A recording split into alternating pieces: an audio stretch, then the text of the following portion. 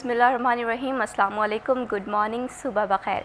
मैं हूँ महविश हबीब, सिटी एटर में खुशामदीद। इस उम्मीद और इस दुआ के साथ कि आपके आज का दिन बहुत अच्छा, बेहतर और बामकसद और पुरसुकून गुजर रहा होगा। ज़िंदगी में मुश्किलात और चैलेंजेस आते रहते हैं, कभी अच्छे दिन होते हैं और कभी बुरे दिन। बस ज़रूरत इस अमर की है कि हमने अपनी गलतियों से क्या सीखा है, आया अगर हमारी ज़िंदगी में कामयाबी है तो उस कामयाबी से क्या सीखा है। इंसान को हर चीज़, हर वाक़या कुछ ना कुछ सिखाता है। बस हमें ये समझना है कि हमारी लाइफ में कोई इंसिडेंट होता है तो उसके पीछे पर्पस क्या है, क्या हमने अपनी पास्ट की गलतियों से सीखा है या नहीं सीखा, क्योंकि ज़िंदगी इसी का नाम है। बढ़ाते हैं प्रोग्राम को आगे और चलते हैं हमारे पहले सेगमेंट टुडेज़ वेदर की जानिब। फैसलाबाद के वेदर के हवाले से बात करें तो गुज़श्ता 2 से 3 रोज़ में फैसलाबाद का वेदर जो है वो खुशगवार दिखाई दे रहा था, लेकिन आज के हवाले से बात करें तो आज का ज़्यादा से ज़्यादा टेम्परेचर 42 सेंटीग्रेड रहने का इम्कान है और कम से कम टेम्परेचर 23 सेंटीग्रेड रहने का इम्कान है।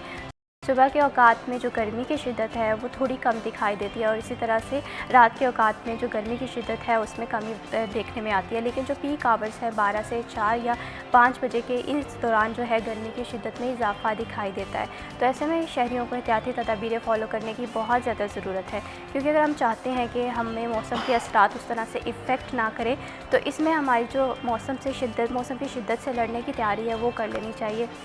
बहुत ही छोटी छोटी सी एहतियाती तदाबीरें हैं कि घर से बग़ैर ज़रूरत ना निकला जाए। जितने भी औकात हैं अपने ज़रूरी काम के वो हम देख लें कि सुबह के औकात या शाम के औकात में निपटा लें, और इसी के साथ जब भी घर से बाहर निकले तो सन ग्लासेस का इस्तेमाल करें, साथ ही एक अम्ब्रेला रखें और टोपी रखें, और साथ ही साथ वाटर इंटेक का इस्तेमाल बढ़ा दें। इससे आपकी ज़िंदगी में मुस्बत असरात होंगे और साथ ही साथ आपकी सेहत बेहतर होगी। अब बात करते हैं कुछ ईद उल अज़हा के हवाले से। ईद उल अज़हा में महज़ एक रोज़ भी बाकी नहीं है, मंडियों की जो रौनकें हैं वो लगना शुरू हो गई हैं, और ऐसे में फैसलाबाद की क्या तैयारियां हैं, ईद के इंतज़ामात क्या हैं, इन टॉपिक्स पे हम गुफ्तगू करेंगे। लेकिन इस टॉपिक पे गुफ्तगू करने से पहले हमारे जो आज के मेहमान हैं उनका तारुफ़ करवा दूँ। आज हमें प्रोग्राम में ज्वाइन किया है सिटी 41 के एंकर पर्सन सरदार मोहम्मद बिलाल डोगर ने। अस्सलाम वालेकुम, कैसे हैं बिलाल? अल्हम्दुलिल्लाह मैं बिल्कुल ठीक हूँ। Thank you so much Bilal for joining us in the program. Bilal के साथ ही हमें ज्वाइन किया है अज़ादार हुसैन ने, सिटी 41 के सीनियर रिपोर्टर हैं। अस्सलाम वालेकुम। वालेकुम सलाम, कैसे हैं आप? अल्हम्दुलिल्लाह मैं भी अल्हम्दुलिल्लाह मैं बिल्कुल ठीक हूँ। Thank you so much Azadar Hussain for joining us in the program. Bilal, आपसे मैं गुफ्तगू का आगाज़ करना चाहूँगी कि ईद में महज़ एक रोज़ भी बाकी नहीं है, मंडी की क्या सिचुएशन है वहाँ पर? अगर रेट देखें तो क्या रेट अभी भी काफ़ी ज़्यादा हाई है? अच्छा, आपने सही कहा कि चंद घंटे अब तो बाकी रह गए हैं। कल इस वक्त तक तो ऑलमोस्ट कई जानवर जो हैं वो ज़िबा हो चुके होंगे, सुन्नत इब्राहिमी की अदायगी हो चुकी होगी। मैंने एक हफ़्ता पहले, अज़हर भाई शायद इस चीज़ के गवाह हैं कि एक हफ़्ता पहले कहा था कि जानवर जो है जो निकलना था निकल गया है, मंडी तेज़ हो जानी है, और तेज़ थी छोटे जानवर की। कैन यू बिलीव कि 20 किलो का बकरा जो है 20 किलो का 1 लाख रुपए से कम नहीं मिल रहा, क्योंकि बिल्कुल बाड़े खाली हो चुके हैं। बड़ा जानवर मैंने तब कहा था, बछड़ा बहुत खड़ा है, बछड़ा आपको मिलेगा भी और दस्तयाब भी है। आप यकीन कर सकते हैं कि एक अजीज़ मेरा, बल्कि बड़ा भाई जो है वो कोई 60-70 हज़ार की रेंज में दुम्बा लेने गया कल और 1.25 लाख का लेके आया। अब अंदाज़ा कीजिए कि 2-3 टाइम मल्टीप्लाई हो चुकी हैं प्राइसेस। अब वहाँ जो दुम्बा है, छतरा है, जिसे हम मुख्तलिफ किस्मों के ऊपर नाम बोल देते हैं, उसकी कीमत हाइक हो गई है क्योंकि बकरा मौजूद नहीं है। अच्छा, गली मोहल्लों के अंदर भी बकरे नज़र नहीं आ रहे, इतने ज़्यादा उनकी कीमतें और इतना हुआ है। असल पता क्या है, मैंने ये पहले दिन जब मंडी गया था, जब कम वेश 2 हफ्ते ढाई पड़े थे, तो मैंने हाजी असलम तमीमी से पूछा था जो सदर है मंडी के, कि मुझे जानवर बहुत कम नज़र आ रहा है छोटा। तो उन्होंने कहा कि महंगाई बहुत है, लोग देखें ना, ये जो व्यापारी हैं ये डालते हैं जानवर और वही ला के बेचते हैं। उन्होंने कहा लोगों की रास्त इतनी नहीं है, जिसका 100 था वो 75 पे आ गया। अब आबादी बढ़ गई है उनकी, यानी जितनी आबादी सरप्लस होनी है आपकी कुर्बानियाँ भी सरप्लस होनी है, लेकिन वहाँ चीज़ें रिड्यूस हो रही हैं। फिर जब वहाँ से गाड़ियाँ निकलती हैं तो वो देखते हैं मंडियों की सिचुएशन। फैसलाबाद के अंदर 1 हफ्ते पहले तक गाहक बहुत कम था, लेकिन बहुत कम लग रहा था। अच्छा, इसके मुतबादल मंडियाँ बड़ी, रावलपिंडी है, लाहौर है, मुल्तान है, शाहपुर कांजरा बहुत बड़ी मंडी का इफ्ताह मरियम नवाज ने किया, तो लोगों का रुझान एकदम उधर हुआ। जब उधर हुआ क्योंकि आबादी बहुत है, तो उन्होंने अब वो क्या करते हैं, जब डाला निकलता है, ट्राला निकल, ये ऑलमोस्ट 3 स्टोरीज गाड़ियाँ होती हैं जिसके अंदर बकरे लादे होते हैं। वो रहीम यार खान से निकला, वो तोंसे से निकला, वो डेरा गाजी खान से निकला, और निकला तो साथ ही आवाज़ आ गई है लाहौर की मंडी तेज़ उधर भेज दी, अब वो उधर चले जाते हैं। फैसलाबाद की मंडी स्लो है जी, इधर ना भेजिएगा। अब जब कमोबेश मंगल गुजर गया ना, बुध और जुमेरात और जुमा 3 दिन रह गए, यानी कि आज से 2 रोज़ कबल आखिरी गाड़ियाँ निकल गई और यहाँ बहुत कम गाड़ियाँ आई, पीछे स्टॉक मौजूद नहीं था। तब मैंने वहाँ खड़े होकर कह दिया था कि इस बार जानवर छोटा फाड़ लो यानी, और वो हुआ। आज फैसलाबाद की न्यामूवाना कैटल मार्केट के अंदर बकरा मौजूद नहीं है, बछड़ा मिल रहा है। और बहुत मैं वीडियोस देख रहा हूँ, नॉट ओनली मैं बात सिर्फ कर रहा हूँ, आप अपने मतलब हमारे मोहम्मद अली नारू फसी वहाँ मौजूद हैं, दिखा रहे हैं, रात को अली भुट्टा वहाँ जा रहे हैं, तो बाकायदा वहाँ इस वक्त छोटा जानवर नायाब है। अब जितना बोझ पड़ना है वो बड़े पे पड़ना है। और आज रेटों का तय उन्होंने कि जो मंडी एक हफ्ता पहले बछड़े की गिरी थी 1 लाख रुपया, मुझे एक्सपेक्ट ये कर रहा हूँ कि आज बछड़ा भी तेज हो जाएगा, क्योंकि सारा उधर टर्न हो जाएगा। इसी तरह से अगर हम गुज़श्ता ईद के हवाले से बात करें, जो लास्ट ईयर ईद उल अज़हा थी, उसमें हमने देखा था कि जो एंडिंग डेज थे उनमें प्राइसेस जो हैं वो थोड़ी कम हुई थी, लेकिन इस दफ़ा ये लग रहा है कि जो डेज है हमारा, ख़ास करके आज का दिन बहुत अहमियत का हामिल है कैटल मार्केट्स में, क्योंकि प्राइसेस का तयन आज होगा कि शायद जो है वो कीमतें ज़रूरत से ज़्यादा बढ़ती हुई दिखाई दे रही है। ऐसे में ईद उल अज़हा में सिर्फ 1 रोज़ भी बाकी नहीं है, तो ज़्यादा हुसैन शहर में इमरजेंसी सूरत हाल में निपटने के लिए हॉस्पिटल्स में क्या तैयारियां की गई हैं? देखें, हॉस्पिटल के हवाले से पहले बाद में बात करूंगा, पहले बात करते हैं मवेशी के हवाले से। डॉक्टर कम्युनिटी एक अच्छा तबका है और माशरे में एक अच्छे शहरी के तौर पे वो हैसियत भी रखते हैं, वकला हजरात हैं, अच्छी प्रैक्टिस चलती है। ये वो लोग हैं जिनके माशी हालात अच्छे हैं, मगर क्योंकि हम मुख्तलिफ अस्पतालों का विज़िट करते हैं तो इनकी भी चीखें निकली हुई हैं। ये भी बता रहे हैं कि जी जो जानवर हम लेके आते थे 1 सवा लाख का, वो अब 2.5 से 3 लाख रुपए का मिल रहा है। और यकीन करें बड़ों ने इस दफ़ा हाथ खड़े कर दिए कि शायद मुश्किल हो जाए उनके लिए सुन्नत इब्राहिमी इस वक्त अदा करना। जो बिलाल बात कर रहा है वो ठीक कर रहा है। वाकई इस दफ़ा कीमतें जो हैं वो गुज़श्ता सालों की निस्बत मवेशी के हवाले से बात की जाए तो वो बहुत ज़्यादा है मंडी में। दूसरी जानब अस्पतालों के हवाले से अगर जैसे आपने सवाल किया तो हर दफ़ा की तरह इस दफ़ा भी सरकार ने जो है वो डिप्टी कमिश्नर के अहकामात पे महकमा सेहत अफसरान को कहा है कि वो आउट ऑफ स्टेशन जो है नहीं जा सकेंगे, अपना स्टेशन नहीं छोड़ सकेंगे। उन्हें जो है वो अगर स्टेशन छोड़ना होगा तो डिप्टी कमिश्नर फैसलाबाद से उन्हें जो है वो छुट्टी लेना ज़रूरी होगी। अब सूरत हाल इस तरह है कि मरासले जारी कर दिए जा चुके हैं, मुलाजमीन, paramedic staff, nurses, doctor, specialist doctor, इनकी छुट्टियाँ मनसूख कर दी गई हैं। अद्वियात के हवाले से कहा गया है कि जी मौजूद हों, क्योंकि आजकल आपको पता है कि ईद उल अज़हा है, मवेशी के हवाले से है, तो कांगो वायरस के हमले का खदशा होता है, उसके हवाले से कहा गया है कि उसकी किट्स मौजूद होनी चाहिए। इन्फ्लुएंजा के हवाले से लेटर जारी किया गया है कि इन्फ्लुएंजा वायरस के हवाले से उसकी किट्स मौजूद होनी चाहिए और मशीनरी मुकम्मल फ़ाल हो। अब ये देखना है कि ये जो अहकामात जारी किए जाते हैं इसके ऊपर अमल दरामद भी होता है या नहीं। 28 मई यौम तकबीर मनाया गया और सरकार ने एक लेटर जारी किया छुट्टी के हवाले से, उसके मुतबादल ड्यूटी रोस्टर भी जारी हुए कि जाहिर बात है मरीज़ों को इलाज मुआवजे की सहूलियात फराम करनी है और मरीज़ों ने बीमार होना ही होना है। अच्छा, 28 अक्टूबर को मैं भी गया हूँ नुसरत फ़तेह अली खान अस्पताल, सुबह तकरीबन 8:30 बजे पहुँचा हूँ वहाँ पे। 8:30 बजे पहुँचा हूँ तो वहाँ पे एमरजेंसी में एक डॉक्टर मौजूद था, बच्चा वार्ड में कोई डॉक्टर नहीं था, गायनी वार्ड में कोई डॉक्टर नहीं था, एक्सरे मशीन वहाँ पे बंद पड़ी हुई थी। उसके बाद जो डायलिसिस कराने के लिए मरीज़ आ रहे होते हैं, डायलिसिस यूनिट बंद पड़ा हुआ था, पैथोलॉजी की जो मेन लैब है वो भी बंद पड़ी हुई थी। तो मुझे बड़ा अजीब सा लगा कि शायद 9 बजे आ जाएँ, लेट आए। इसी तरह से हम बैठे वहाँ पे इंतज़ार करते रहे 9:30 बजे तक, कोई भी अफसरान या कोई भी वहाँ पे जो अमला था वो वहाँ पे ना पहुँचा। अच्छा, फिर CO हेल्थ पहुँचे वहाँ पे, जब हमने उन्हें बताया कि यहाँ पे ये हालात हैं तो आप इसके ऊपर मौक़िफ़ दें, क्या कहते हैं, तो उन्होंने कहा 5 से 10 मिनट वेट करें, मैं पहुँचता हूँ। वो पहुँचे तो वो भी देख के बड़े परेशान हुए, बड़े हैरान हुए कि कम अज़ कम देखें, अब जो भी मरीज़ आ रहा है उसका एक्सरे लाजमी डॉक्टर कहते हैं, उसके ब्लड के टेस्ट हैं वो भी लाजमी करवाए जाते हैं।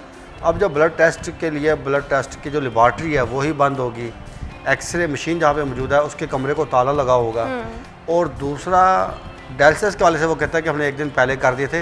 ये उन्होंने गलत बयानी की है, क्योंकि गुर्दों के मरीज़ों की तादाद इतनी ज़्यादा है कि मशीनों को आप रेस्ट भी नहीं दे सकते। इसके मुताबिक मैंने बाकी अस्पताल विज़िट किए, बाकी अस्पतालों से रब्ता किया तो हर कहीं जो है वो डायलिसिस हुए हैं, मगर यहाँ पे जो था अमला छुट्टी पे था, मुतबादल ड्यूटी पे डॉक्टर नहीं पहुँचे, पैरामेडिकल स्टाफ का अमला नहीं पहुँचा, डायलिसिस यूनिट भी बंद था और डॉक्टर भी ड्यूटी पे नहीं थे। जिसके बाद फिर सीओ ने शोकाज जारी किया, 1-2 मुलाजमीन के खिलाफ पीटा एक्ट के तहत कार्रवाई भी की। अब जितने भी वहाँ पे मरीज़ आ रहे थे जिसने एक्सरे करवाना था या टेस्ट करवाने थे, टेस्ट के लिए भी उन्हें बाहर जाना पड़ रहा था मरीज़ों को, और एक्सरे करवाने के लिए भी मरीज़ों को बाहर जाना पड़ रहा था। अब छुट्टी कर दी गई है, एमरजेंसी नाफज कर दी गई है, उसके बावजूद अमल दरामद नहीं होता तो मरीज़ खुआर हो जाते हैं। अब अगर सरकार ने लेटर जारी किया है, डिप्टी कमिश्नर फैसलाबाद ने लेटर जारी किया है और कहा है इसके ऊपर अमल दरामद किया जाए, तो अब ये देखना है कि इसके ऊपर अमल दरामद होता भी है या नहीं होता, या जिस तरह एक सिर्फ सरकारी कागजात जारी कर दिए जाते हैं उसके ऊपर अमल दरामद नहीं होता, फिर क्या होता है बाद में फिर परेशानी का जो है बाइस बनते हैं। मिसाल के तौर पे आज कल भी मुझे एक बंदा बता रहा था अलाई 2 का कि किसी जानवर ने लात मारी है किसी शहरी को, और वो बता रहे हैं कि जी उसकी मौत वाक़या हुई है।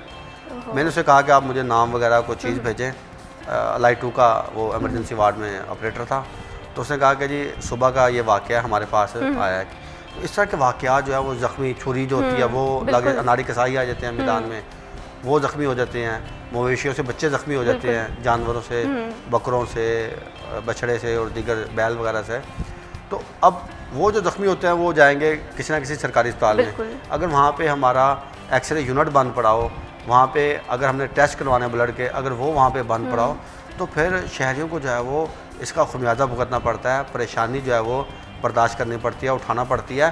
तो इन परेशानियों को और इन तमाम मुश्किलात से महफूज रहने के लिए अहकामात जारी किए जाते हैं, मगर इनके ऊपर अमल दरामद करवाना भी ज़रूरी होता है। तो मैं तो यही कहूँगा कि सिर्फ़ और सिर्फ लेटर जारी नहीं करने चाहिए, इसके ऊपर अमल दरामद करवाना भी इंतहाई ज़रूरी है। बिल्कुल इसी तरह से आज़ादा हुसैन, अगर हम बात करें हेल्थ केयर सर्विसेज की, तो मैं ये समझती हूँ कि किसी भी शहर में ये बुनियादी ज़रूरियात होती है और इन्हें फुलफ़िल करना वहाँ की डिस्ट्रिक्ट एडमिनिस्ट्रेशन की भी रिस्पॉन्सिबिलिटी होती है, गवर्नमेंट की भी रिस्पॉन्सिबिलिटी होती है। और ईद उल अज़हा में हम देखते हैं कि जानवरों की टक्कर से बच्चे जो हैं वो भी ज़ख्मी होते हुए दिखाई देते हैं, ऐसे अताई कसाई जो हैं उनमें उनके वाक़यात भी बढ़ते हुए दिखाई देते हैं। तो ऐसे में अगर हेल्थ केयर सर्विसेज का निज़ाम बेहतर नहीं होगा तो यकीनन ये डिस्ट्रिक्ट गवर्नमेंट के लिए, एडमिनिस्ट्रेशन के लिए एक बड़ा चैलेंज साबित हो सकता है। क्योंकि ये मैं ये समझती हूँ कि ईद जो है महज एंजॉयमेंट के साथ साथ हमें बाकी सारी चीज़ों पे भी फोकस करने की बहुत ज़्यादा ज़रूरत है। सिक्योरिटी के मामला भी इस पर भी डिस्कशन हम करेंगे, लेकिन इसके साथ साथ मैं ये भी जानना चाहती हूँ कि जो सर्विसेज हैं क्या वो होगी मवेशी मंडी की जो सर्विसेज हैं वहाँ पर सहूलियत दी जा रही है या नहीं दी जा रही। लेकिन इससे पहले एक छोटा सा ब्रेक, आपने क्यों नहीं जाना, हमारे साथ रहिएगा।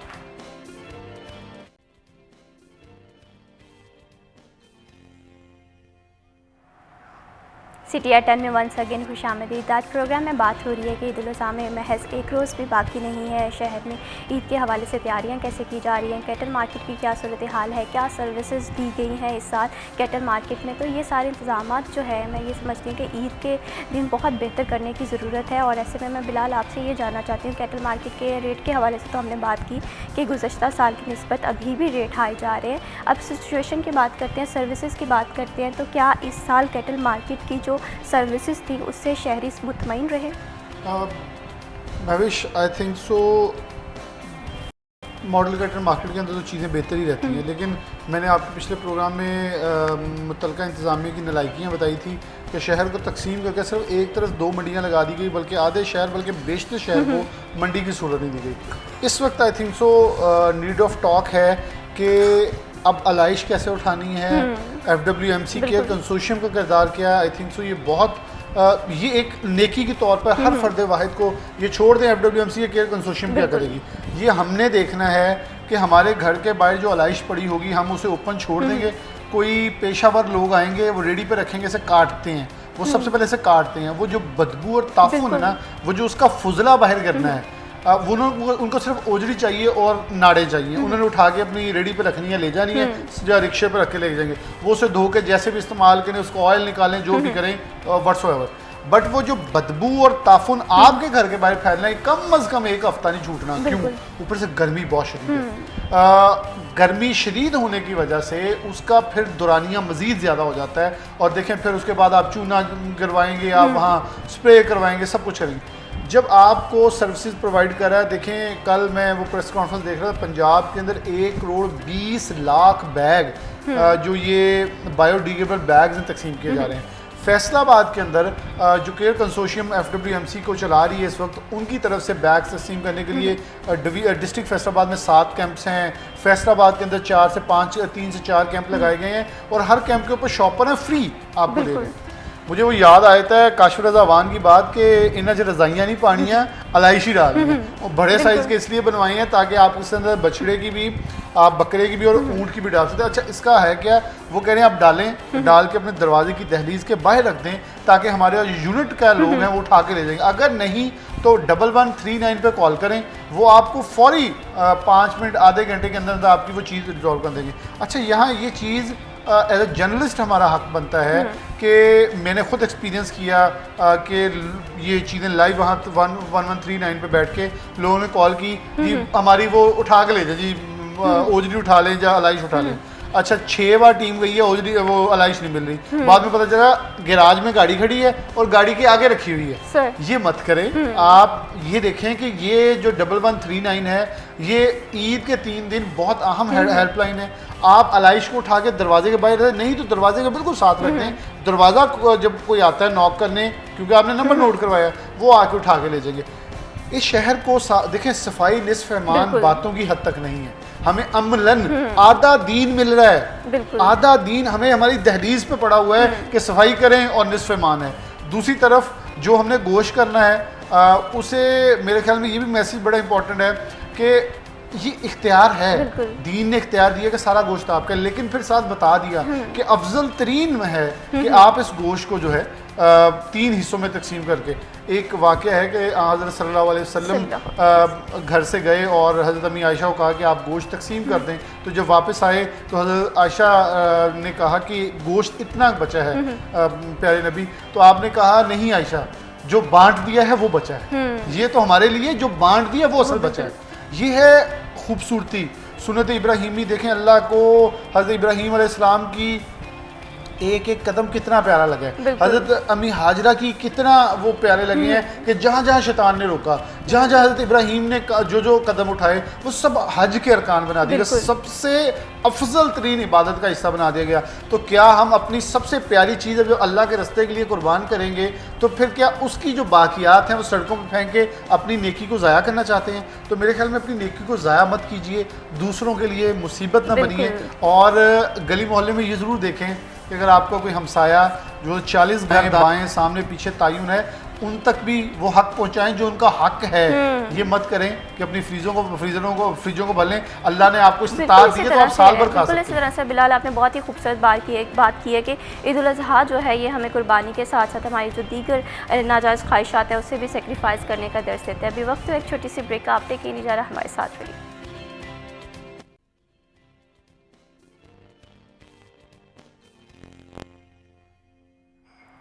सिटी एट 10 में वंस अगेन खुश आमदीद। ब्रेक पे जाने से पहले हम बात कर रहे थे कि कैटल मार्केट्स में क्या सिचुएशन है, लेकिन इसी के साथ साथ डिस्ट्रिक्ट एडमिनिस्ट्रेशन तो अपना रोल प्ले करेगी, FWMC भी शहर में सफाई सुथराई के मामला बहुत अच्छी तरह से देखेगी। लेकिन एक चीज़ जो है मुझे आपको हम सबको समझने की ज़रूरत है, वो ये है कि रिस्पॉन्सिबल सिटीज़न होने का रोल प्ले करने की। तो अलाशें जो है वो जगह जगह मत फेंकिएगा और FWMC के साथ कोऑपरेट करिएगा। तो मैं ये समझती हूँ इससे हमारे शहर की भी सफाई सुथराई हो जाएगी। और वैसे भी कहा यह जाता है कि सफाई जो है निस्फ़ ईमान है। इसी के साथ साथ कैटल मार्केट्स के हवाले से भी अज़दा हुसैन मैं आपसे जानना चाहूँगी, हीट वेव जो है वो भी खदशा ज़ाहिर किया गया है कि ईद के हवाले से। तो कैटल, सबसे पहले ये बताइएगा कि कैटल मार्केट में जो मेडिकल कैंप लगाए गए थे उनकी जो सर्विसेज से लोग मुतमईन थे? देखें, जब लेटर जारी किया गया था आज से 15 रोज़ कबल, गालबन जहाँ तक मुझे याद पड़ता है 24 तारीख को एक लेटर जारी हुआ था, 22 तारीख को लेटर जारी हुआ था 22 मई को, और कहा गया था कि 24 मई से तमाम कैटल मार्केट तकरीबन 7 मकामात पे जो कि मुख्तस की गई थी फैसलाबाद जिला भर में, यहाँ पे मेडिकल कैंप लगाने के हवाले से भी अहकाम जारी किए गए थे। क्योंकि तो उन दिनों आपको पता है कि गर्मी की शिद्दत जो बहुत ज़्यादा थी और हीट वेव का खदशा भी जो था वो बहुत ज़्यादा था, इसलिए वहाँ पे ख़ुसूसी तौर पे मेडिकल कैंप लगाए गए थे। और हमने तस्वीर देखी है, मुख्तलिफ वीडियोज़ वगैरह देखी हैं महकमा सेहत के अफसरान के विजिट के हवाले से। फ़िलहाल तो अभी तक वहाँ से किसी किस्म की कोई भी कंप्लेन जो है मेडिकल कैंप से मुतल्लिक वहाँ पे व्यापारी जो मौजूद हैं या जो वहाँ पे शहरी जा रहे हैं मौसूल नहीं हुई। मगर इसके साथ देखना ये है कि जो वहाँ पे डेंगू का स्प्रे किया गया था, अभी फ़िलहाल जो अभी 3, 4, 5 दिन जो गुजरे हैं, डेंगू के मरीज़ों की जो तादाद है वो बहुत ज़्यादा बढ़ी है। रोज़ाना 2 से 3, 2 मरीज़, 1 मरीज़ फैसलाबाद में रोज़ाना रिपोर्ट हो रहा है। अच्छा, अब इस वक्त दर्जा हरारत की बात की जाए तो दर्जा हरारत जो गर्मी की शिद्दत है, कहा जाता है डेंगू की जो टीम है, जो डेंगू के डॉक्टर हैं, वो जो बताते हैं कि अगर आपके पास जो टम्परेचर है 32, 33, 34 और 38 तक है तो मच्छर आप शिकार कर सकता है। मगर आप देखें कि दर्जा हरारत जो है वो उसकी में इजाफा हुआ है, मगर इसके बावजूद मच्छर मौजूद है और शहरी इसका शिकार हो रहे हैं और अस्पतालों में रिपोर्ट हो रहे हैं। अब ये कहाँ से रिपोर्ट हो रहे हैं, क्योंकि देखें ना, एक शहरी जब घर से निकलता है वो अपने ऑफिस जाता है या अपने वो दुकान पे जाता है या अपने जिस जगह वो काम कर रहा है उस मुकाम पे जाता है, तो मुख्तलिफ मकामात से होते हुए गुजरता है। अब वो कातिल मच्छर का शिकार कहाँ से हुआ, कहाँ से नहीं, इसके ऊपर पूरी एक इन्वेस्टिगेशन फिर शुरू हो जाती है, डेंगू टीम इसके ऊपर करनी शुरू कर देती है। तो अभी फ़िलहाल जो मैंने बात की है बहुत अहम बात है कि मैंने देखा है कभी भी इन दिनों में कभी भी इतने डेंगू के मरीज़ रिपोर्ट नहीं होते, मगर इस दफ़ा जो है डेंगू के मरीज़ बहुत ज़्यादा रिपोर्ट हुए हैं। अब ये शहरी जो है वो वहाँ गए हैं, कैटल मार्केट गए हैं, वहाँ से शिकार होके आए हैं या घरों में ये डेंगू के मच्छर का शिकार हुए हैं, मगर ये खासी अलार्मिंग सूरत हाल है कि कातिल मच्छर का शिकार मरीज़ रिपोर्ट हो रहे हैं। तो अब कैटल मार्केट के हवाले से अगर देखा जाए तो कैटल मार्केट में बाकायदा तौर पर डेंगू स्प्रे के अहकाम भी जारी किए गए थे और मुलाजमिन की छुट्टियाँ मनसूख की गई थी और इनकी एक्टिविटी बढ़ाने के हवाले से जो थे वह अहकाम किए गए थे। देखें, बात फिर जो हमने शुरू में की थी ना, बात फिर वहीं पर आके खड़ी होगी कि हम लेटर तो जारी कर देते हैं और अहकाम भी जारी कर देते हैं, उसके ऊपर अमल दरामद होता है या नहीं, ये सबसे अहम चीज़ है। ये देखना बाकी है कि जब कहा गया है कि ईद उल अज़हा के ऊपर कि ईद उल अज़हा के मौके पर बड़े बड़े इज्तिमा होते हैं, वहाँ पे भी स्प्रे किए जाते हैं, जो ईदगाहें होती हैं वहाँ पे स्प्रे किए जाते हैं ताकि कहीं पे अगर कोई मच्छर मौजूद है, डेंगू मच्छर मौजूद है तो उसका खात्मा किया जा सके। स्प्रे भी होते हैं मगर फिर भी शहरी जो है वो कातिल मच्छर का शिकार हो रहे हैं, डेंगू मच्छर का शिकार हो रहे हैं।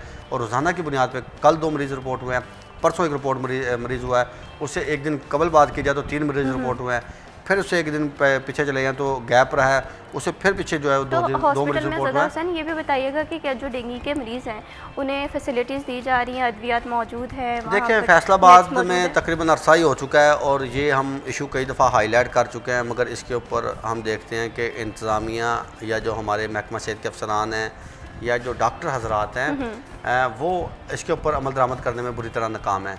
देखें, जो शहरी समुद्री जड़ावाला या तांदलिया वाला से डेंगू मच्छर का शिकार हुआ तो वहाँ पे तहसील हेडक्वार्टर अस्पताल मौजूद है, वहाँ पे मेडिकल स्पेशलिस्ट मौजूद हैं और इनके बाकायदा तौर पे जब भी डेंगू सीज़न आता है तो इनकी बाकायदा तौर पे ट्रेनिंग करवाई जाती है कि ये अलामात हैं, अगर ये मरीज़ आता है तो उसकी ये स्क्रीनिंग की जाए, उसके बाद मरीज़ में तस्दीक होती है, फिर उसकी ट्रीटमेंट शुरू होती है। अब सूरत हाल ये है कि डेंगू का अगर कोई मरीज़ जिसमें शुबा हो, वो समुद्री है, वो जड़ा वाला है, तांदलिया वाला है, तमाम अस्पतालों में 4-4 बेड भी मुख्तस किए गए हैं, आइसोलेशन वार्ड बनाया गया है, मगर वहाँ पे मरीज़ों का इलाज नहीं होता, मरीज़ों को डायरेक्ट भिजवा दिया जाता है अलाइट 1 या अलाइट 2। अब जितने भी मरीज़ रिपोर्ट हो रहे हैं वो अलाइट 1 में रिपोर्ट हो रहे हैं, अलाइट 2 में भी अभी तक रिपोर्ट मरीज़ नहीं हुआ, अलाइट 1 में रोज़ाना की बुनियाद पर मरीज़ रिपोर्ट हो रहे हैं। अब सहूलियात का जो सारा फोकस है वो अलाइट को दे दिया गया। अब उनसे बात की जाए कि यहाँ पर ट्रीटमेंट क्यों नहीं करते, वो कहते हैं हमारे पास PCR मशीन नहीं है और उसमें जो दीगर टेस्टों की सहूलियात होती है वो यहाँ पर हमारे पास मौजूद नहीं है। तो डेंगू के मरीज़ों को जो है वो इलाज के लिए अलाइट 1 आना पड़ता है, उन्हें दहलीज पे इलाज की सहूलियात इस दौर में भी आज भी जो है वो मुयसर नहीं है, ट्रेनिंग होने के बावजूद। से है अज़हर हुसैन, डेंगू के जो पेशेंट्स हैं इनकी रिपोर्ट दिन ब दिन अगर बढ़ती जा रही है तो ये वाकई ही तशवीशनाक सिचुएशन है। ऐसे में शहर में और शहर के अस्पतालों में अद्वियात का ना होना ये भी एक बहुत बड़ा चैलेंज साबित हो सकता है। अभी वक्त है एक छोटी सी ब्रेक का, कहीं बचाइए हमारे साथ।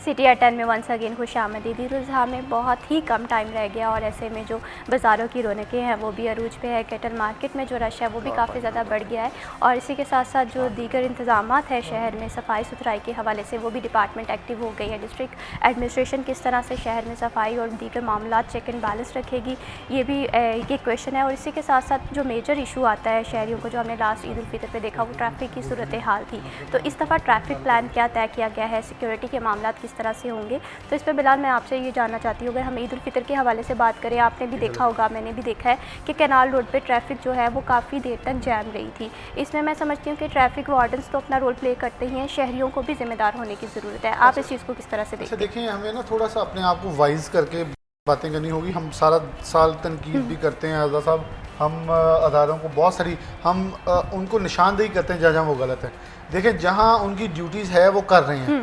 क्या मेरा एक सवाल होता है किसी से भी इस टॉपिक के ऊपर, क्या किसी सिविलाइज कंट्री में हमें वार्डन्स की, ट्रैफिक वालों की इशारों की ज़रूरत पड़ती है? Answer is no. देन हम फिर क्या इंसान हैं या जानवर हैं कि हमें हाँकने की ज़रूरत पड़ती है कि भाई अपनी अपनी लाइन में रहो? मतलब अमूमन आप जो बात करेंगे बेसिकली सारी सिर्फ एक गलती है कि हम लेन लाइन की तमीज़ नहीं करते, जिधर से जाना है उधर से वापस आ जाना है। ये एक छोटी सी तमीज़ है जो हमें आ जाए। और देखें हज़रत इब्राहीम अलैहिस्सलाम, अब मैं आपको लिंक करके बता रहा हूँ, हज़रत इब्राहीम अलैहिस्सलाम को क्या कहा रब ने, मेरी खुशनुदी के लिए अपने बेटे को कुर्बान कर दो। तो उन्होंने कुर्बान करने गए तो हज़रत बीबी हाजरा ने रास्ते में रोका, हज़रत बीबी हाजरा को बाद में शैतान ने कई बार रोका, तो क्या वो वापस मुड़ गई थी? तो क्या ये शैतानी रास्ता नहीं है कि हमें एक रास्ता बताया गया कि इस रास्ते पे जाना है, हम उधर से उल्टा घूम के आ रहे हैं?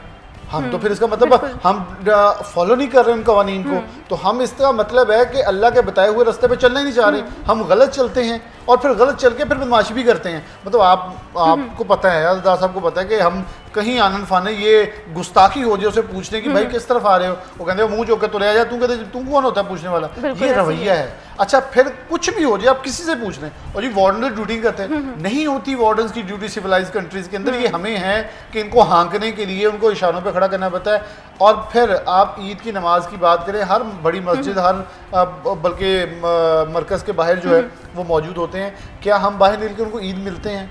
हम इतने ज़्यादा खुशी के अंदर पागल हो जाते हैं, बावले हो जाते हैं कि हमें ये नहीं पता ये भी हमारे भाई हैं, ये भी हमारे दोस्त हैं। देखें FWMC के नौजवान हैं, वो इतनी गर्मी के अंदर सर्विस देंगे अपार्ट, बल्कि वो हमारे लिए खिदमत कर रहे हैं। हम गंदगी वाले हैं, वो सफाई वाले हैं, और सबसे बढ़ के वो गैर मुस्लिम है, सर्विसेज दे रहे हैं, बिल्कुल हमारी खिदमत कर रहे हैं। तो हमें चाहिए उनको पानी पिला दें। क्या किसी को पानी ना पिलाएं? पूछ ही लें, आपको पानी पिला दें, आपको कोई मीठा पानी पिला दे, आपके घर खाना बनाए तो उनको 2 मिनट बिठा के खाना खिला देंगे। आपकी 2 रोटियां ले वो खा जाएगा, वो उसका रिस्क है, आपका रिस्क काम नहीं करेगा, बल्कि मेहमान को खिलाने से, एक मस्कीन को, गरीब को, मुस्तहिक को खिलाने से रिस्क बढ़ेगा। तो ये हमें ईद कुर्बान पैगाम देती है भाईचारे का, एसार का, मोहब्बत का, उल्फत का और बांट के खाने का। ये मत करें कि हम अपने उनको, वो बाइट से जा रहे होते हैं, हम उन्हें बहुत उल्टे अलकाबात से नवाजते हैं, उन्हें आवाज़ें कसी जाती हैं और फिर उन्हें ख़ास तौर पे बहुत ज़्यादा हकीर समझा जाता है। हकीर तो हम हैं जो ये गंदगी भी फैला रहे हैं, फिर वायलेशंस भी कर रहे हैं। तो मेरे ख्याल में इसका बेहतरीन तरीका ये है कि हम अपने आप को सिविलाइज करें। हम ये देखें कि अल्लाह के अहकामात क्या हैं, उस अहकामात की कवानीन, उसकी रोशनी में कवानीन बने हुए हैं ना, कि सीधे रास्ते पे चलें, आपने वायलेट नहीं करना, दूसरों को बचाएं। तो ये कितना खूबसूरत है कि हम दूसरों को रास्ता दें और हमें भी मिल जाएगा। 1 से 2 मिनट की जल्दबाजी के अंदर हम 2 घंटे फंसते हैं। तो अगर 1 मिनट रुक जाएं तो शायद दूसरे मिनट हम भी निकल जाएंगे, जल्दी पहुंच जाएंगे, बल्कि अपने वक्त मुकर्रर पे अपने मंजिल मकसूद पे पहुंच जाएंगे। इसलिए पैगाम ये है, ईद कुर्बान सिर्फ गोश्त खाने का नाम नहीं है। अल्लाह को ना तुम्हारा खून जाता है, ना खाल जानी है, ना गोश्त जाना है, ना चर्बी जानी है। सिर्फ आपका वो उल्फत, आपका वो एसार जाना है, आपका वो जज्बा जाना है, जिस जज्बा ईमानी के साथ आपने जानवर कुर्बान किया है। अगर उसके अंदर आपने कोई भी गलती कोताही की जाती है तो फिर अल्लाह वो तो ना गोश्त है, ना खून है, कुछ नहीं चाहिए। इसलिए देखें, हमें हज़रत सल्लल्लाहु अलैहि वसल्लम, पंजतन पाक और सहाबा की ज़िंदगी बड़े बगौर जायज़ा लेना चाहिए कि हमें सबक क्या दिए गए। बिल्कुल इसी तरह से बिलाल, आपने बहुत ही खूबसूरत बात की है कि हमें भी रिस्पॉन्सिबल होना पड़ेगा। ट्रैफिक के निज़ाम अगर हम देखें तो ट्रैफिक वार्डन तो ड्यूटी के लिए मौजूद होंगे, लेकिन हमें अपनी गलतियों से सीखना होगा। बहुत शुक्रिया बिलाल डोगर, आपने हमारे प्रोग्राम को वक्त दिया। बहुत शुक्रिया ज़ादा हुसैन, आप हमारे प्रोग्राम में आए। यकीनन जो शहरी हैं वो इस ईद को अच्छे से एंजॉय भी करेंगे, लेकिन साथ ही साथ अपनी रिस्पॉन्सिबिलिटी को अदा करना बहुत ज़्यादा ज़रूरी है। अभी वक्त है एक छोटी सी ब्रेक का, कहीं मत जाइए, हमारे साथ रहिए।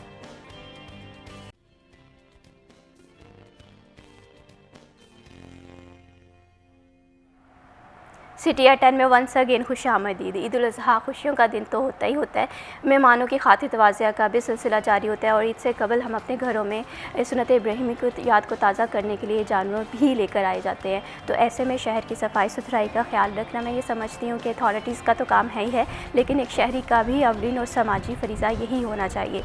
ईद उल अज़हा पर शहर में सफाई सुथराई के क्या इंतज़ाम होंगे, किस तरह से ये काम चलेगा, इस पर भी गुफ्तगू करेंगे। लेकिन इस पर गुफ्तगू करने से पहले हमारे जो आज के बहुत ही ख़ास मेहमान हैं, जिनकी ज़ेर निगरानी फैसलाबाद की किसी भी शराब में हम देख लें सफाई सुथराई के मामला बेहतर से बेहतरीन होते हुए चले जा रहे हैं। तो मैं बगैर किसी ताख़ीर के इंट्रोड्यूस करवाना चाहूँगी कर्नल रिटायर्ड अमाद गिल साहब को।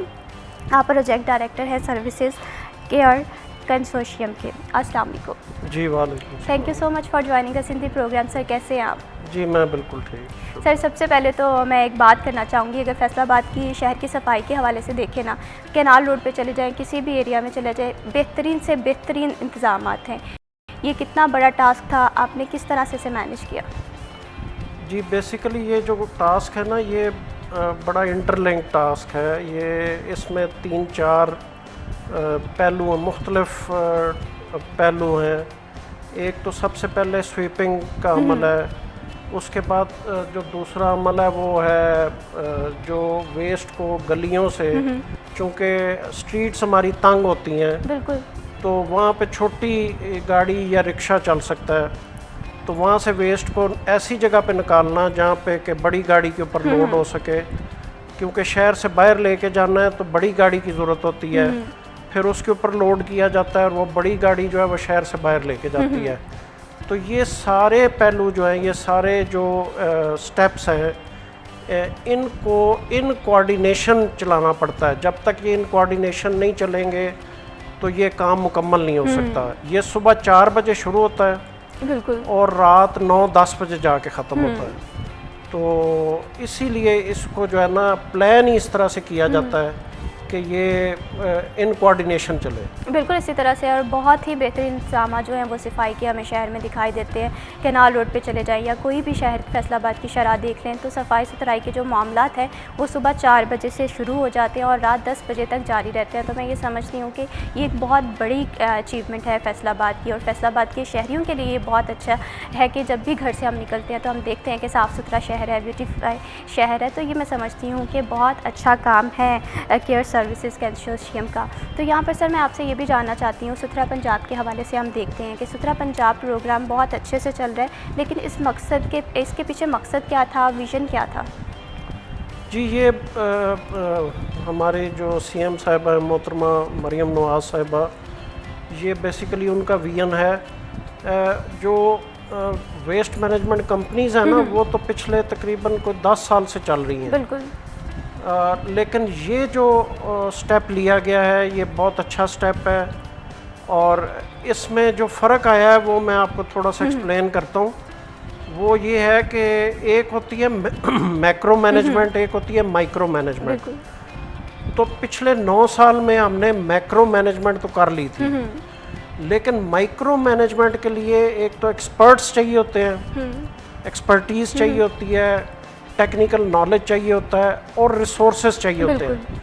जो मैक्रो मैनेजमेंट होती है ना, उसके लिए रिसोर्सेज एक लिमिटेड रिसोर्सेज काम कर जाते हैं, लेकिन इसके लिए जो माइक्रो मैनेजमेंट होती है, जिसको मैं आसान ज़ुबान में बारीक मैनेजमेंट, बारीक वो कहूँगा, उसके लिए हमें मज़ीद रिसोर्सेज चाहिए होते हैं, जो कि प्रोवाइड करने के लिए किसी भी गवर्नमेंट को एक बड़ा स्टेप लेना पड़ेगा। वो नॉर्मली गवर्नमेंट के बस में नहीं होता। बिल्कुल ऐसी है। तो जब ये प्रोवाइड किए जाते हैं तो फिर उस तरफ जब हम जाएंगे तो इंशाल्लाह हम विद इन 2-3 ईयर्स हम किसी भी एडवांस्ड कंट्री को मैच कर सकते हैं। हम अपनी जो सफाई है, जो हमारी क्लीनलीनेस है, सैनिटेशन है, उसको हम किसी भी बाहर का अगर विज़िटर आएगा तो वो इंशाल्लाह देख के वो कहेगा कि जी ये वही लेवल है जो कि बाहर हमें मिलता है। बिल्कुल इसी तरह से फैसलाबाद शहर की अभी मौजूदा सिचुएशन के हवाले से भी बात करें तो सफाई सुथराई के इंतजाम बहुत ही अच्छे हैं, जो कि काबिल सताइश भी है। इसी के साथ साथ पंजाब हुकूमत ने पाकिस्तान को, पंजाब को सुथरा पंजाब बनाने के लिए इक़दाम भी करने शुरू कर दिए हैं। ऐसे में FWMC जो है ये भी देख रहे हैं कि कारकर्दगी भी हम देख रहे हैं कि शहर में जो कूड़ा है, सफाई सुथराई के इंतजाम हैं वो बहुत ज़्यादा बेहतर हैं। तो यहाँ पर सर मैं आपसे ये जानना चाहती हूँ कि आउटसोर्स होने की रीज़न्स क्या थी, क्या वजूहात थी, और आप इस चीज़ को किस तरह से देखते हैं? जी आउटसोर्स होने की रीज़न, मैं असल में FWMC में भी सर्व कर चुका हूँ और 6 इयर्स प्लस उधर मैंने सर्व किया है, और मुझे उधर का भी एक्सपीरियंस है और इधर का भी एक्सपीरियंस है। जो थोड़ा सा ना मैं कहूँगा कि एक ब्यूरोक्रेटिक वो एक गिरफ्त होती है, एक पकड़ होती है। बिल्कुल। उसमें से अगर कोई निकलना चाहे भी ना तो वो कभी निकल पाता है, कभी नहीं निकल पाता। तो सबसे बड़े जो बेनिफिट है आउटसोर्सिंग का वो ये है कि अभी वो जो ब्यूरोक्रेसी के जो एक टीयर होता है ना, लंबा एक ऊपर चेन होती है, वो कम हो गई है। बिल्कुल ऐसे ही है। तो अभी अगर हम कोई स्टेप लेना चाहेंगे तो वो बड़ा आसान है। गवर्नमेंट की डायरेक्शन के मुताबिक हमें सिर्फ डिसीजन लेना है कि अब ये काम हमने शुरू करना है and will start with it. बिल्कुल इसी तरह से है। जब आउटसोर्स के मामला देखें तो मैं ये समझती हूँ कि इसमें डिसीजन मेकिंग की जो पावर है वो ज़्यादा स्ट्रॉन्ग हो जाती है। और एक चीज़ को आप देख रहे हैं कि शहर में ये बड़ा चैलेंज है, तो उसे आप मिनटों में जो है वो दूर भी कर सकते हैं। तो ऐसे में सर ईद उल अज़हा में अभी कुछ ही घंटे बाकी हैं, कल इस टाइम जो है वो ईद उल अज़हा होगी, तो शहर में सफाई सुथराई के मामला का प्लान क्या है? जी, प्लान हम कर चुके हैं और ये बहुत एक्सटेंसिव, इसमें एनर्जीज़ रिक्वायर्ड होती हैं जो कि हम काफ़ी हद तक तो पुट इन कर चुके हैं प्लानिंग की हद तक। अब हमारी कल से शुरू हो जानी है जो ऑन ग्राउंड बिल्कुल एनर्जीज़ हमारी लगनी है। तो प्लानिंग में ये है कि हमने कोई 300 प्लस छोटी गाड़ियां हायर की हैं, 40 प्लस हमने बड़ी गाड़ियां हायर की हैं और उनके साथ हमने लोडिंग के लिए हमने को 20 के करीब एक्सकेवेटर्स एंड लोडर्स हायर किए हैं। क्योंकि इसकी वजह ये है कि जो नॉर्मल वेस्ट है ना, मसलन हम जो 2200 टन्स हम डेली बेसिस पे शहर से बाहर लेके जा रहे हैं, तो वो 2200 टन्स वो कल भी पैदा होना है, वो परसों भी होना है, वो तरसों भी होना है। तो वो हमारे जो अपने रिसोर्सेज है ना, वो तो सिर्फ उनके लिए काफ़ी हैं। बिल्कुल। ये जो 10,000 टन अलाइशें कल तकरीबन इतनी या थोड़ा सा प्लस माइनस परसों, बिल्कुल ऐसे ही। और मेरा अंदाज़ा है कि कुछ 6-7,000 टन तरसों, ये मेरे अंदाजे हैं। मतलब वो बात तो कल ही पता चलेगी कि फैक्ट्स क्या है। बिल्कुल फैक्ट्स एंड फिगर्स। बहरहाल ये उनके लिए फिर हमें हायरिंग करनी पड़ती है, एडिशनल रिसोर्सेज लेने पड़ते हैं जो कि हम हायरिंग कर चुके हैं। अभी हम सिर्फ डिस्ट्रीब्यूशन कर रहे हैं और वो काम जो हो जाएगा। फैसलाबाद में ईद उल अज़हा के हवाले से जो तैयारियां हैं वेस्ट मैनेजमेंट की, वो अरूज पे हैं, टीम्स जो हैं वो भी हायर कर ली गई हैं और ऐसे में शहरी जो हैं वो भी अपना रिस्पॉन्सिबल रोल प्ले करें, ताउन करें। अभी वक्त है एक छोटी सी ब्रेक, आपने कहीं नहीं जाना, हमारे साथ रहिए।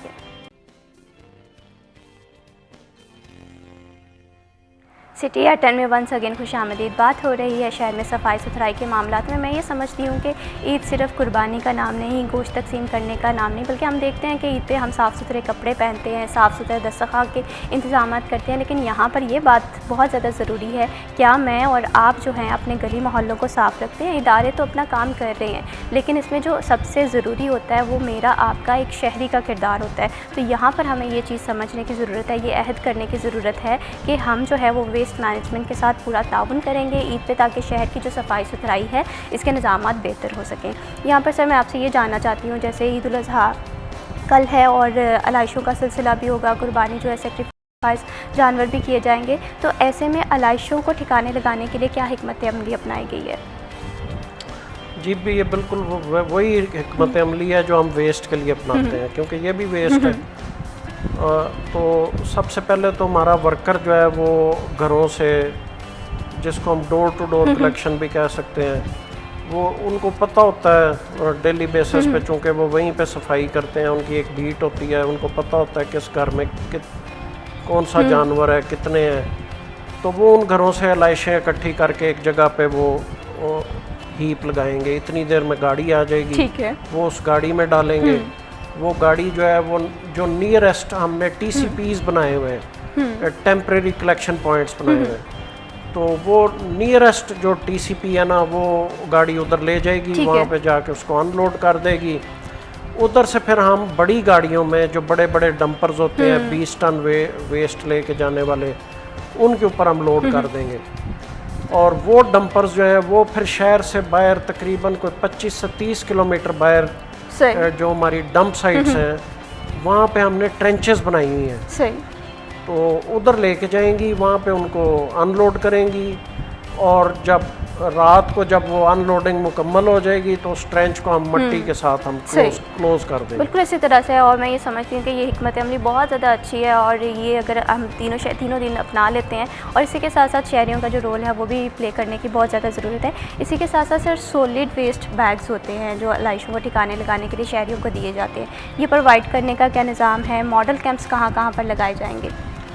जी, मॉडल कैंप्स हमारे इस वक्त एक तो अब्दुल्लापुर पे लगा हुआ है, एक हम फिजान मदीना पे लगा हुआ है, डी ग्राउंड में लगा हुआ है और गुलाम अहमदाबाद में गोल मस्जिद के पास लगा हुआ है। वैसे हमारे कैंप्स जो हैं वो तो हर यूसी में लगे हुए हैं, जहाँ पे भी यूसी का हमारा स्टाफ बैठता है वहाँ पे कैंप्स लगे हुए हैं और ये बैग्स भी वहाँ पे अवेलेबल हैं, पैम्फलेट्स भी अवेलेबल हैं, अवेयरनेस का जो मटेरियल है वो सारा अवेलेबल है, स्टीमर्स भी लगे हुए हैं और उसके ऊपर भी इंफॉर्मेशन दर्ज है। 1139 का नंबर हर जगह हमने दर्ज किया हुआ है। ये वो नंबर है जहाँ पे हम कंप्लेंट रिसीव करते हैं और शहरियों के लिए सबसे आसान है, अपने मोबाइल से डायल करें नंबर और कंप्लेंट दर्ज कराएं, अपना नंबर भी नोट करा दें, अपना घर का एड्रेस भी नोट करा दें और अगर किसी भी वजह से हमारा वर्कर नहीं पहुंच पा रहा वहाँ तक तो वो कंप्लेंट आपकी नोट कराने के with in half an hour वो आपका जो वेस्ट है वहाँ से उठा लेगा और आपको परेशानी नहीं होगी। बिल्कुल इसी तरह से है, फैसलाबाद में मॉडल कैंप्स जो हैं वो जगह जगह लगा दिए गए हैं, जिसमें अब्दुल्लापुर है, फिजान मदीना है और ऐसे शहर के दीगर मकामात पे जो है वो मॉडल कैंप्स लगा दिए गए हैं, जहाँ पर शहरियों को वेस्ट मैनेजमेंट बैग्स मिलेंगे जो इसमें आलाइशें आप ठिकाने लगा के अपने घर के सामने रख देंगे और जो वेस्ट मैनेजमेंट के वर्कर्स हैं वो आपके डोर पर आके, आपकी दहलीज़ पर आके उन वेस्ट मैनेजमेंट बैग्स को लेकर जाएंगे। तो यहाँ पर बात वही आती है कि अवेयरनेस भी की जा रही है, लेकिन हमें और आपको रिस्पॉन्सिबल होने की बहुत ज़्यादा ज़रूरत है। यहाँ पे कर्नल साहब ये भी बताइएगा कि जिस तरह से आपने हेल्पलाइन के हवाले से बात की है, इसी तरह से हम देखते हैं कि शहर में सफाई सुथराई के मामला बहुत अच्छे हैं, तो क्या ये मामला देही इलाकों में भी आप इसी तरह से सर्विसेज प्रोवाइड कर रहे हैं? जी बिल्कुल, ये जो केयर सर्विसेज कंसोर्शियम है इसको सिर्फ सिटी का कॉन्ट्रैक्ट नहीं मिला, इसको सदर जो हमारी तहसील सदर है उसका भी कॉन्ट्रैक्ट मिला है। ठीक है। और हमारे जो इस वक्त 59 यूसीज हैं सदर की, तहसील सदर की, वो भी हमारी रिस्पॉन्सिबिलिटी है और हमने उधर भी वैसे तो नॉर्मली वहाँ पर रिसोर्सेज अवेलेबल हैं जैसे शहर में अवेलेबल हैं, लेकिन इन 3 दिन के लिए हमने वहाँ पे भी रिसोर्सेज को बीफ अप किया है, उनको एडिशनल रिसोर्सेज प्रोवाइड किए हैं ताकि वहाँ पे कोई परेशानी, कोई दिक्कत ना आए। बिल्कुल इसी तरह से शहरियों की परेशानी को दूर करने के लिए, शहर में सफाई सुथराई के निज़ामात को बेहतर करने के लिए एक्स्ट्रा रिसोर्सेज भी जो हैं वो सॉलिड वेस्ट कंपनी की जानिब से लगाए जा रहे हैं। मैं ये समझती हूँ कि ये बहुत अच्छा इनिशिएटिव है। हम ना सिर्फ फैसलाबाद में बल्कि फैसलाबाद के जो मज़ाफ़ाती इलाके हैं, देही इलाके हैं, वहाँ पर भी सफाई सुथराई के मामला जो है वो बेहतरीन तौर पर नज़र। तो मैं ये समझती हूँ कि ये एक बहुत अच्छा इनिशिएटिव है। शहर की सफाई सुथराई बहुत बड़ा एक चैलेंज था, लेकिन हम देखते हैं कि इस चैलेंज को इतनी खूबसूरती से ओवरकम किया गया है केयर सर्विसेज कंसोर्शियम की जानिब से, वो वाकई ही काबिल तहसीन है। अभी वक्त है एक छोटी सी ब्रेक का, कहीं मत जाइए, हमारे साथ रहिए।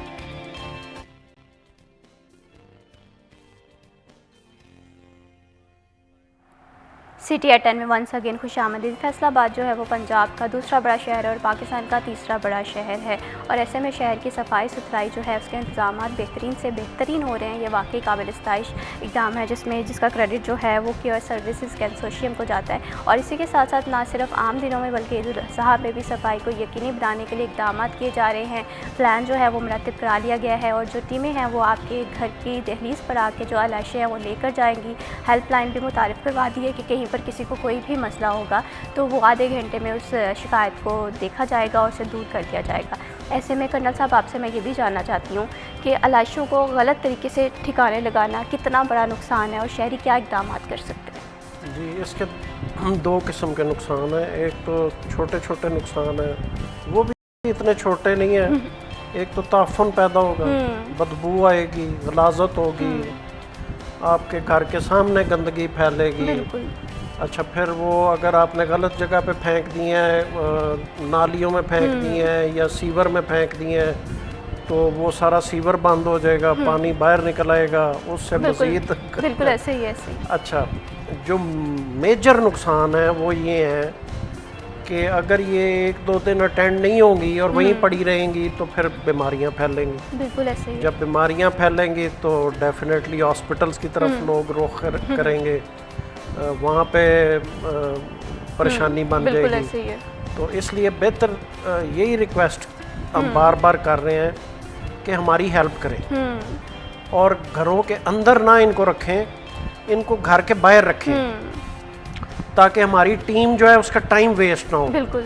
वो जैसे ही गुजर रही है वो सामने उसको पड़ी हुई नजर आए और वो उठा के फौरन अपने पिकअप के अंदर डाले, रिक्शा में डाले और वो लेके चला जाए। बिल्कुल। अगर आप घर के अंदर रखेंगे ना तो फिर हमें तलाश करनी पड़ेगी, फिर हमें बेल देनी पड़ेगी, अंदर से कोई किसी को, वो आपको भी तंगी होगी जो रिहायशी हैं। तो इसलिए बेहतर है कि उसको ऐसी मुनासिब जगह पे रखें जहाँ पे हमारे वर्कर को नज़र आ जाए। बिल्कुल, और ये बहुत ज़्यादा ज़रूरी है। अब जिस तरह से हम बात करें कि ईद उल अज़हा में सफाई सुथराई के मामलात को जो कंसोर्शियम केयर सर्विसेज कंपनी है वो तो बहुत अच्छे से देख रही है, लेकिन यहाँ पर एक चीज़ बहुत ज़्यादा ज़रूरी है कि अक्सर औकात हमने लास्ट ईद पे भी ये देखा था कि शहरियों की जानिब से जो आलाइशें हैं वो घरों के बाहर नहीं रखी गई, और ऐसे में आप उम्मीद ये कर रहे हैं कि जो आपकी जो डोर बेल है वो बजा कर और उसके बाद जो है वो जो आलाइशों वाला बैग है वो लेकर जाएंगे। जाहिर सी बात है कंपनी ये काम करेगी, लेकिन यहाँ पर आपके ताउन की बहुत ज़्यादा ज़रूरत है।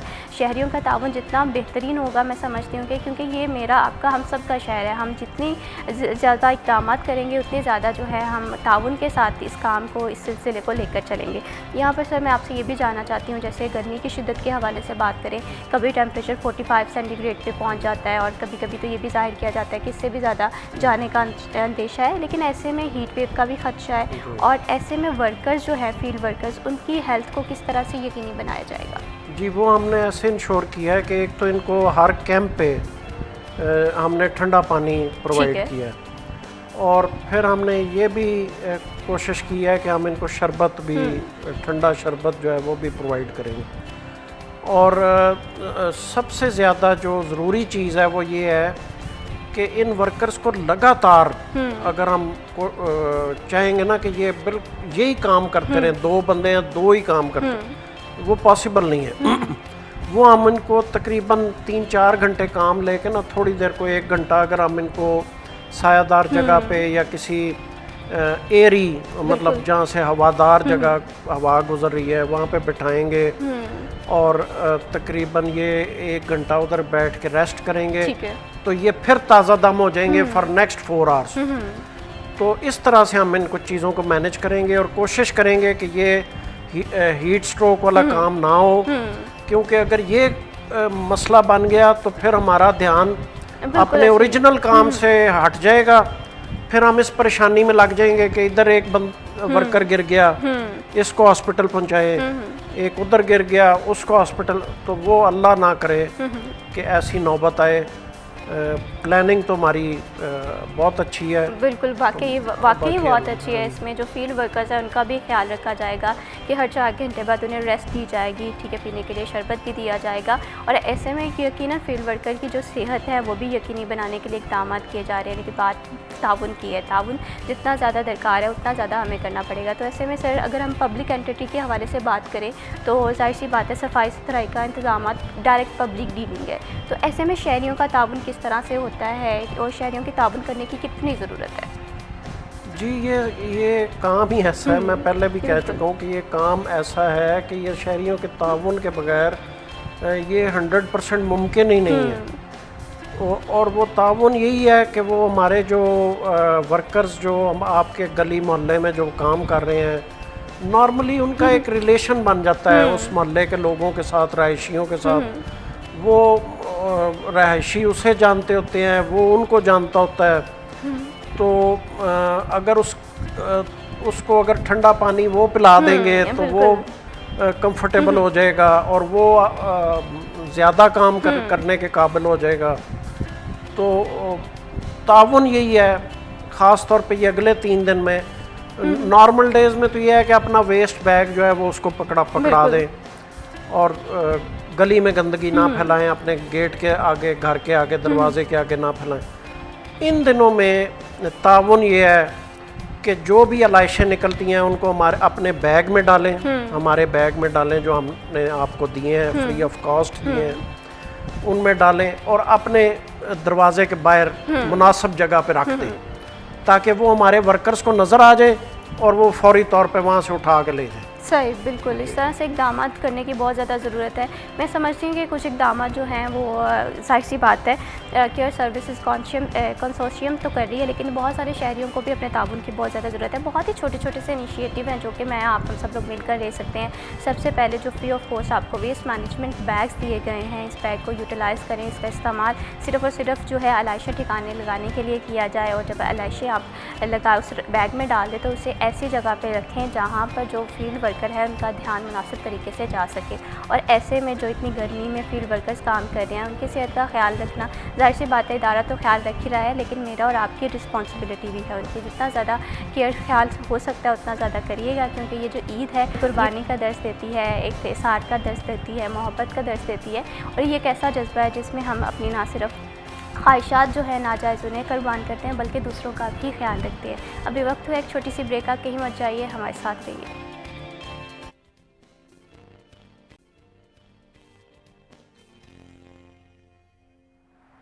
सिटी एट 10 में वंस अगेन खुशामदीद। प्रोग्राम में बात हो रही है कि ईद के दिनों में सफाई सुथराई के मामला किस तरह से देखे जाएंगे, क्या हिकमत अमली अपनाई जाएगी और सुथरा पंजाब जो है इसके पीछे क्या विजन था, क्या मोटिव था। इन सारी टॉपिक्स पे हमने गुफ्तगू की।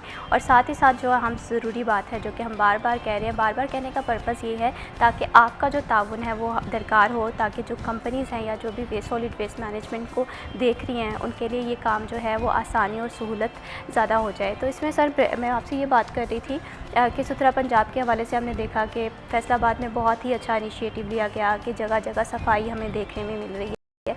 इसके साथ साथ आप सुथरा पंजाब प्रोग्राम की इसके साथ की रोशनी में आपको क्या मुस्तकबिल देख रहे हैं फैसलाबाद में? जी, सुथरा पंजाब इनिशिएटिव का मुस्तकबिल बहुत अच्छा है। वो इसलिए अच्छा है कि जो सबसे पहले तो 70 साल में जो काम 75 साल में नहीं हो सके वो पिछले 10 साल में हुए, और जो पिछले 10 साल में नहीं हो सके वो अब होने वाले हैं। मैं चूँकि मैंने आपको पहले बताया कि मैं इधर रह चुका हूँ और हमने बहुत कोशिश की कि किसी तरह से लैंडफिल साइट बन जाए, जिसके लिए ज़मीन भी एक्वायर कर ली गई, बाकी मामलात भी काफ़ी हमने कर लिए, लेकिन फिर भी नहीं बन सकी। वो इंशाल्लाह विद इन 3 ईयर्स, ये तो मैं ज़्यादा टाइम बता रहा हूँ एहतियातन, लेकिन उससे पहले बनने वाली है। ये इंशाल्लाह बहुत जल्द बनने वाली है, और अगर वो बन गई तो ये बहुत बड़ा एक इनिशिएटिव है जो कि सुथरा पंजाब लेगा for the city of Faisalabad. बिल्कुल इसी तरह से ये वाकई एक अच्छा इनिशिएटिव होगा शहर की सफाई सुथराई के मामलात को मज़ीद बेहतरीन करने का। इसी के साथ साथ जिस तरह से सर आपने बताया कि आपका FWMC में भी एक हेड के तौर पे रोल रहा है, तो मैं ये समझती हूँ कि जब आपके ज़िम्मे इतनी बड़ा टास्क था कि शहर की सफाई सुथराई के मामलात को देखना है, तो जहाँ पर बड़े टास्क होते हैं वहाँ पर चैलेंजेस भी आते हैं और रिस्पॉन्सिबिलिटीज़ भी जाहिर सी बात है डबल हो जाती हैं। तो आपको क्या क्या चैलेंजेस आए थे और आपने किस तरह से उसे सॉर्ट आउट किया था? जी, ये जो है ना, ये जो काम है ना, ये बहुत चैलेंजिंग काम है, इसमें कोई शक नहीं, आपने ठीक आइडेंटिफाई किया है। मैंने मास्टर्स किया हुआ है फ्रॉम नस्ट, ठीक है, और उसमें मैंने इंजीनियरिंग मैनेजमेंट भी पढ़ी हुई है, मेरा थीसिस भी मैनेजमेंट का था। तो ये जो काम है ना जिसको मैं देख रहा हूँ, ये इसमें मैनेजमेंट के मेजॉरिटी ऑफ जो असूल है ना, ये JIT और कायजान और ये सब, ये इधर फेल हो जाते हैं। ये एक मैं ये अपनी टर्मिनोलॉजी निकाल रहा हूँ कि ये नॉर्मल मैनेजमेंट नहीं है, ये एबनॉर्मल मैनेजमेंट है। इसमें आपको मुख्तलिफ तरीके से, जो कि शायद आपको मैनेजमेंट की बुक्स में वो चीज़ें नहीं मिलेंगी और ये तजर्बे से आपको मिलेंगी। बिल्कुल ऐसे ही है। तो उस तरीके से आपको ये हैंडल करना पड़ता है ये काम।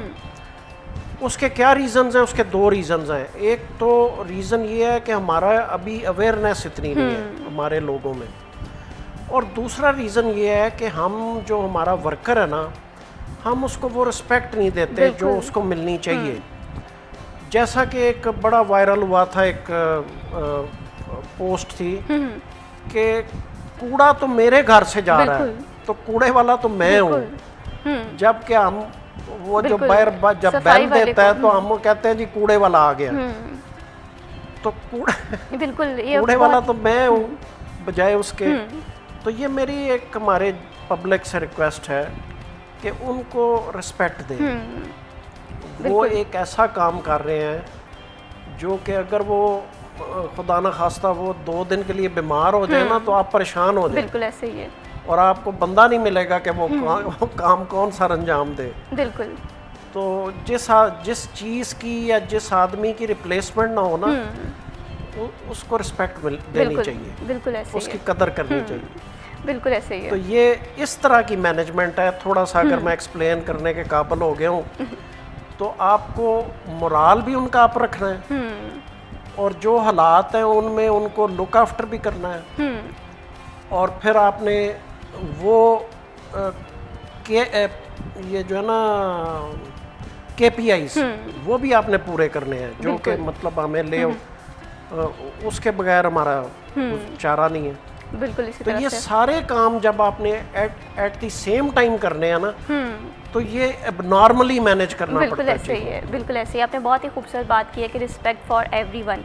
हम देखते हैं कि हम अक्सर औकात ये टर्म यूज़ करते हैं कि कूड़े वाला आ गया है, लेकिन कूड़े वाला तो वाकई दरअसल हम हैं जो कि गंदगी फैलाते हैं, लेकिन वो तो सफाई वाला है। तो यहाँ पर रिस्पेक्ट बहुत ज़्यादा ज़रूरी है। आपके डोर स्टेप पर जो भी लोग आते हैं वो वेस्ट मैनेजमेंट इकट्ठा करने, तो एटलीस्ट आप उन्हें रिस्पेक्ट दें। अगर जब आप सोसाइटी की कितनी इंपॉर्टेंट एंटिटी को रिस्पेक्ट देंगे तो यकीनन ये चीज़ आपकी तरबियत से भी झलकेगी। तो यहाँ पर ये चीज़ समझने की बहुत ज़्यादा ज़रूरत है। इसी के साथ साथ सर ये भी बताइएगा कि केयर सर्विसेज कंसोर्शियम के मुस्तकबिल के क्या इक़दामात हैं, किस तरह से शहर के जो निज़ाम है सफाई का उसे मज़ीद बेहतरीन किया जाएगा। जी, यही मैंने मोस्टली तो मैंने आपको बता दिए हैं कि हम जो है ये टूल्स इंट्रोड्यूस करेंगे, नए टूल्स इंट्रोड्यूस करेंगे, गाड़ियों को हम मॉडिफाई कर रहे हैं, नए टेक्नोलॉजीज़ जो इंट्रोड्यूस हो गई हैं उनके मुताबिक बना रहे हैं ताकि इजीली हम वेस्ट की ट्रांसपोर्टेशन कर सकें। फिर हम आगे लैंडफिल साइट बनाने जा रहे हैं, सही, ताकि वो जो वेस्ट जहाँ पे डंपिंग हो रही है या फिलिंग हो रही है वो वहाँ से कोई ऐसी मतलब जो गैसेस रिक्वायर्ड हैं वही निकले, जो नॉन रिक्वायर्ड गैसेस हैं वो उनसे हम बच सकें और वो हमारे इर्द गिर्द के माहौल को ख़राब ना कर सके। बिल्कुल इसी तरह से है। ये बहुत ही अच्छा इनिशिएटिव है। यकीनन ये फैसलाबाद के लिए मज़ीद बेहतरीन कारकर्दगी साबित होगा। बहुत शुक्रिया कर्नल इमाद साहब, आपने हमारे प्रोग्राम को वक्त दिया। यहाँ पर एक बात जो मैं शहरियों से करना चाहूँगी कि आपका ताउन बहुत ज़्यादा ज़रूरी है। बार बार ये बात कहने का मकसद सिर्फ इसीलिए है कि ये बात बहुत इंपॉर्टेंट है। तो मैं उम्मीद करती हूँ कि आप जो है इस ईद पर ये अहद करेंगे कि घर के सफाई सुथराई के इंतजाम के साथ साथ हमें गली मोहल्ले को भी साफ़ रखना है। इसी के साथ मैं भी शबीब को दीजिए इजाज़त। अल्लाह हाफ़िज़।